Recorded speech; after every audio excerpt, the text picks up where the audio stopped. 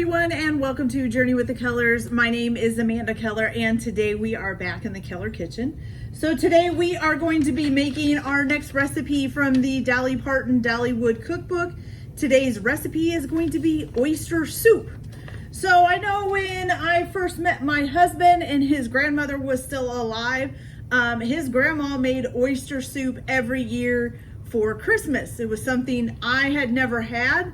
I had never even had oysters, even though I worked at a seafood restaurant where we shucked oysters. They were raw, and I mean, we did have some meals with oysters in them. I just never really wanted to eat them. He loved this oyster soup, and I had, my family was poor. We couldn't even afford oysters when I was a kid.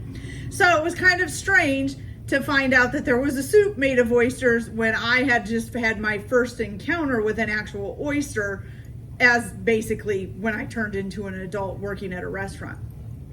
So, I thought maybe this will bring back some times. His grandma is gone now, so, maybe this will bring back some memories for him of eating oyster soup every year at Christmas time.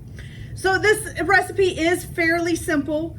What you're going to need for it, or do ahead of time, mainly is you just need 2 teaspoons of chopped parsley, so that's fairly easy. You are going to need a quart of oysters, which if you're like buying the canned oysters, there's like 32 fluid ounces in a quart. So depending on how many ounces the cans are, if you can buy them in a whole quart, buy them in a whole quart. You will need to separate the oysters from the juice. So I just drained the juice into a bowl using a strainer or a sieve, and then just put the oysters in a separate bowl. Okay. So the first thing that you're going to do is, of course, use a pot, and you are going to heat your milk, which you need 1 quart of milk, with the juices from the oysters. Okay, so the liquid from the oysters, you can't even really tell it's in there. It may have made the milk look a little bit, I don't know, kind of grayish instead of white, but that's fine.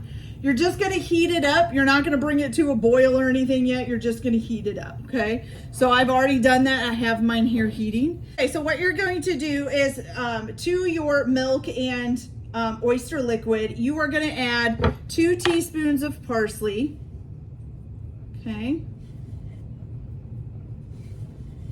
chopped parsley. Then you're also going to add some salt and pepper, and it just says to flavor. It doesn't say anything else. It doesn't say give you an amount or anything. Okay, we're going to go ahead and put some pepper in and some salt. Okay, we're just going to give this a stir. Now you're going to go ahead and bring this to a boil, and then once I get it to a boil, I will come back and we'll add our next couple of ingredients. Okay, so I'll be back in just a minute. Okay, you guys, so our milk and oyster liquid and parsley has come to a boil. I just got done stirring it a little bit. So what you're going to do now is you're going to add your oysters to this.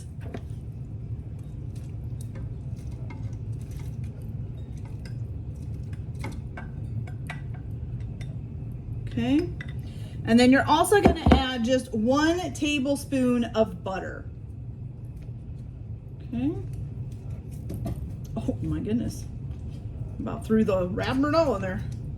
Okay, so 1 tablespoon of butter. You're going to give that a stir, and now you're just going to cook this until the oysters become plump. Okay, so it doesn't give a time or anything for that, so we're just going to watch them and see when they plump up.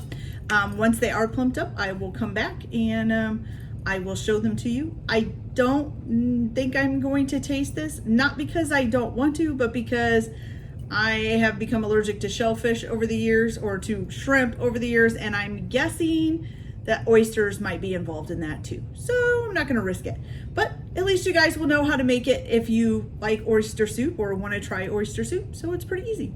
All right, so I'll be back as soon as these oysters are plumped up, and we will take a look at it and see how it comes out.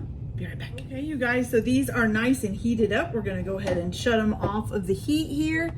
And basically, you can't see too much in the pot, but that's what it looks like in the pot. So I'll dish some out here for you guys to see.